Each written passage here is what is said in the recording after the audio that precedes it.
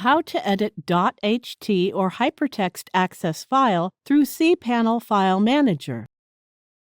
Log into your cPanel account and you will be on this page. Now go to the Files section and click File Manager.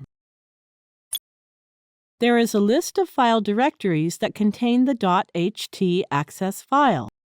Hypertext access or .ht access file is a hidden file. First, go to Settings and check the Show All Hidden Files option.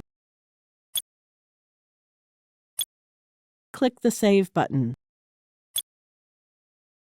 Now click the directory name Public HTML to open it in the adjoining window. First, right-click the .ht access file, then select the Edit option.